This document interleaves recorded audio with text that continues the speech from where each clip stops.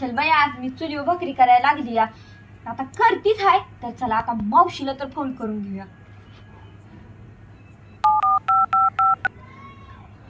Hello मावशे, काय करते ग तू? अगं मी काय आज तू बसली वय काय तू बसली आणि मी तू चुलीवर भाकरी करती या. लय काम असते तुला ना. ठेवू का मला भाकरी करायची चुलीवर. आता भाकरी करते आता ताईला पण फोन करून घेऊया.